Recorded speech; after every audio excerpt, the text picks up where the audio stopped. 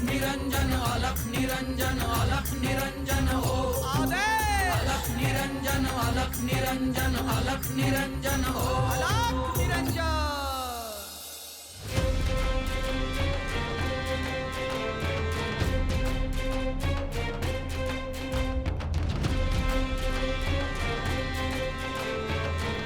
मच्छिंद्रनाथ कुठे गेले?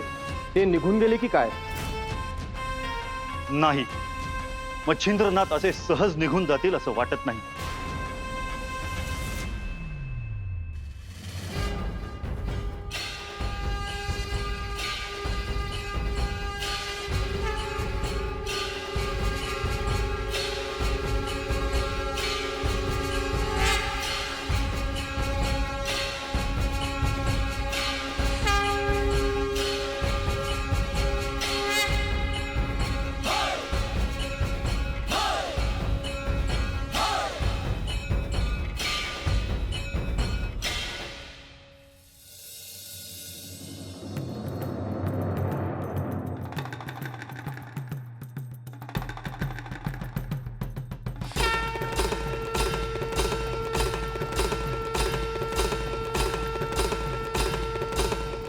मच्छिंद्र, काहीतरी अनपेक्षित घडणार आहे.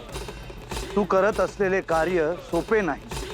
तू जे कष्ट करतो आहे त्यामुळे तुला जे अपेक्षित आहे ते निश्चितच साध्य होईल, यात शंका नाही. तुझ्यावर येणारी संकट ही अटळ आहे, पण ती संकट नसून तुझ्या सामर्थ्याची परीक्षा पाहिली जाणार आहे. तू एक अजेय योद्धा आहेस. माझा तुला आशीर्वाद आहे. शुभम भवतु.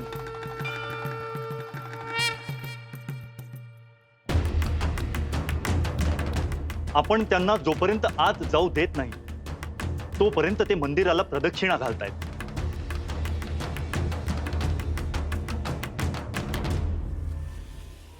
हे हिंगळाई माते, मला जरी मंदिरात येण्यापासून अडवले असले तरी मी तुझ्या मंदिराच्या प्रदक्षिणा घालतो आहे. ही प्रदक्षिणा पूर्ण करूनच मी तुझ्या दर्शनाला येईन.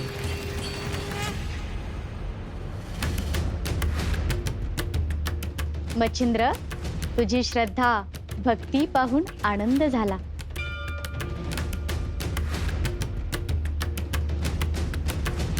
तू माझ्यासाठी करत असलेली प्रदक्षिणा माझ्यापर्यंत पोहोचली.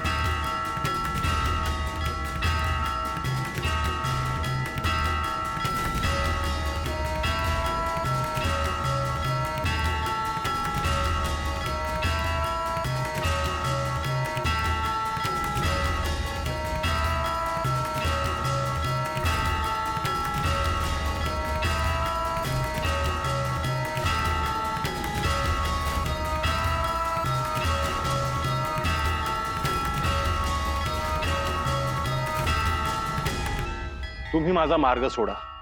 मला आज जायचे आहे.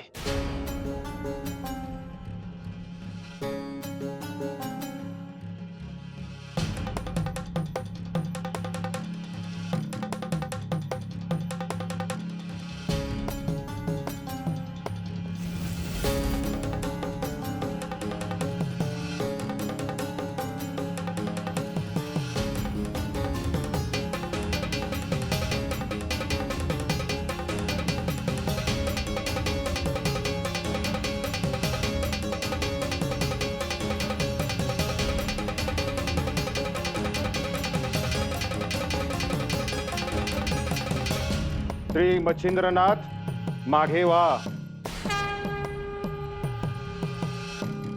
तुझ्या हातात शस्त्र दिसले म्हणून मी मागे होऊ?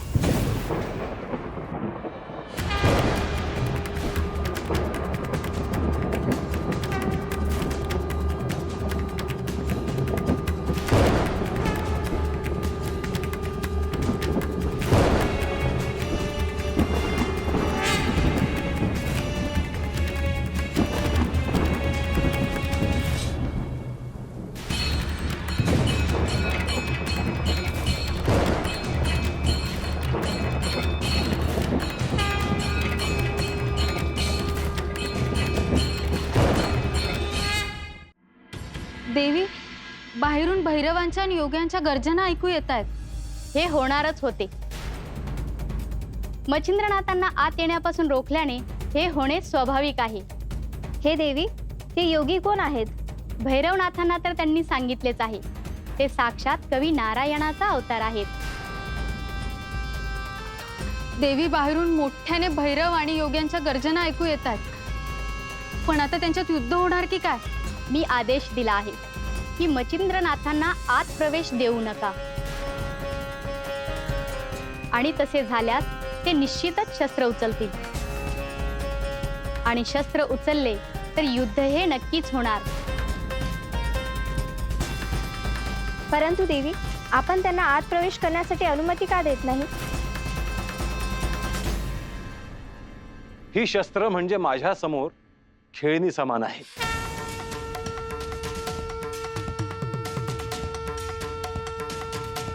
अजून धनुष्याला बाण लावायचा आहे. अजूनही सांगतो, मच्छिंद्रनाथ मागे वा.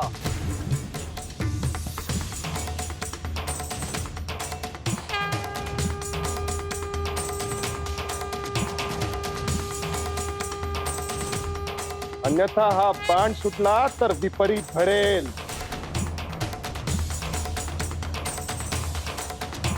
तुझी युद्धाची इच्छा आहे ती पूर्ण करूयात. फक्त तू शस्त्र सोड.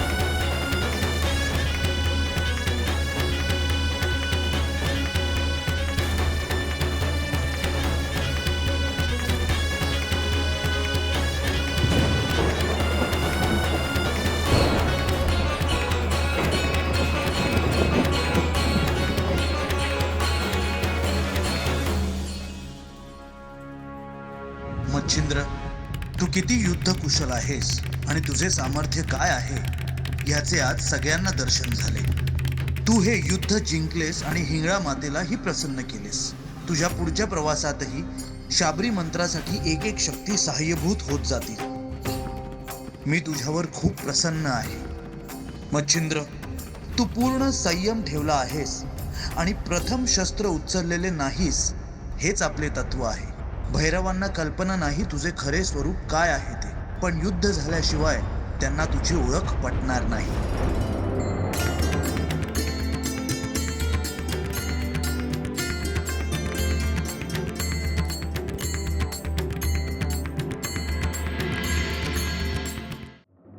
त्याला काहीतरी कारण आहे. त्यामुळे श्री मच्छिंद्रनाथांची शक्ती काय आहे याचे सर्वांना दर्शन होईल. या युद्धात मच्छिंद्रनाथ विजयी होतात की पराभूत होतात हेही समजून येईल. कारण भैरवनाथांना हरवणे हेही सहज सोपे निश्चितच नाही. परंतु देवी, या युद्धामुळे संपूर्ण अरण्य भयभीत होईल. सगळे पशुपक्षी यांना इजा देखील होऊ शकते. तसे काहीही होणार नाही. या अरण्यातील सर्व पशुपक्ष्यांना माझे अभय आहे. कोणालाही काहीही त्रास होणार नाही. प्रत्येक जीव सुरक्षित राहील. तुम्ही देखील आपापले स्थान सोडू नका. युद्ध सुरू झाले तर तुम्हास भयभीत होण्याची आवश्यकता नाही, कारण मी तुमच्या सोबतच आहे.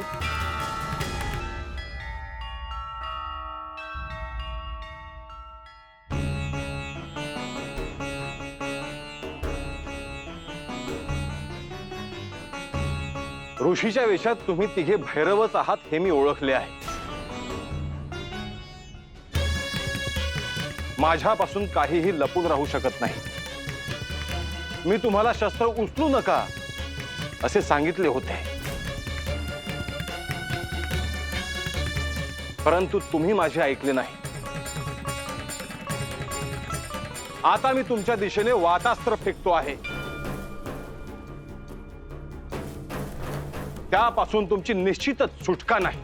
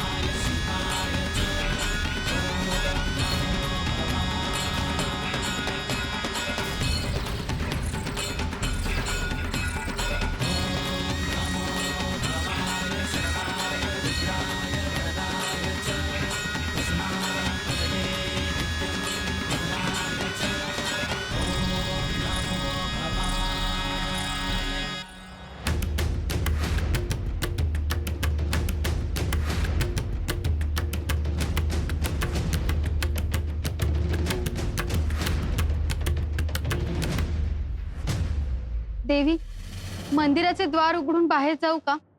बाहेर घनघोर युद्ध सुरू आहे. तुम्ही त्यात काय करणार? देवी, बाहेर जाऊन भैरवांची परिस्थिती काय आहे ते पाहून येते. तुम्ही युद्धात कोणताही हस्तक्षेप करू नका, अन्यथा तुम्हाला कोणीही वाचवू शकणार नाही. परंतु देवी, कोणत्या क्षणी हे द्वार फुटेल असं वाटतंय. हे एवढे सोपे नाही. मच्छिंद्राची मी परीक्षा पाहत असले तरी त्याला द्वार फोडण्याची अनुमती नाही. देवी, मला आज्ञा द्या. मी बाहेर जाते आणि तात्काळ परत येते. तू गेलीस तर मच्छिंद्रनाथांशी कोणताही वाद घालू नकोस. होय देवी.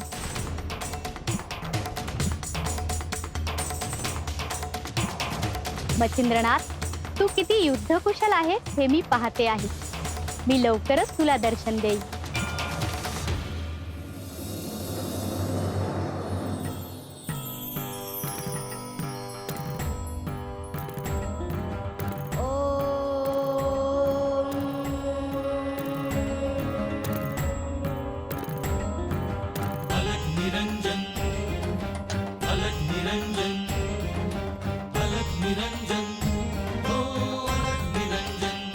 साऱ्या विश्वाचा प्रतिपालक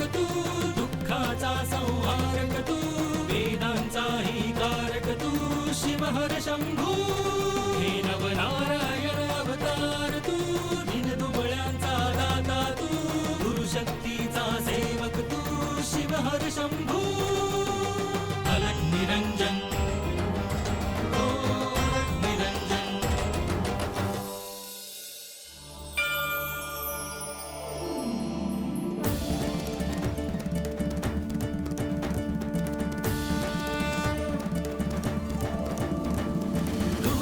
ब्रह्मा गुरुर्विष्णू गुरुर्देवो महेश्वरा गुरुर् साक्षात् परब्रह्मा तस्मै श्री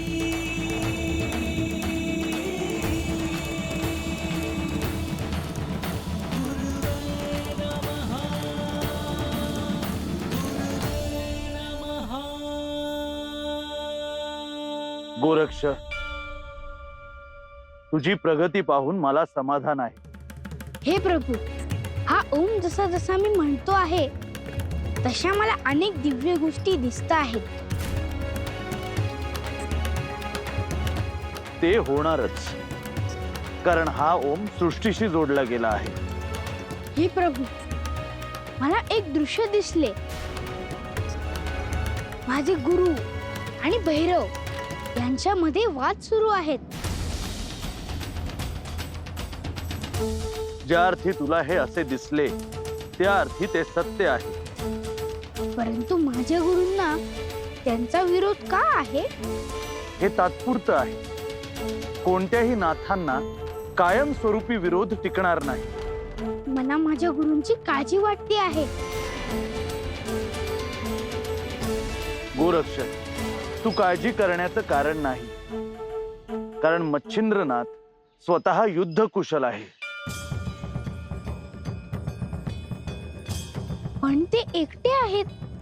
असे प्रसंग येत राहणार गोरक्ष. या निमित्ताने सृष्टीतील प्रत्येकाला नाथांच्या शक्तीचा प्रत्यय येत राहील. मला असे वाटले की मी साह्याला जायला हवे. मच्छिंद्रनाथ स्वतः समर्थ आहे. तू जसा आत्ता माझ्या समोर आहेस तसा तोही होता, आणि त्याला मी अनेक दिव्य शस्त्रही दिली आहे.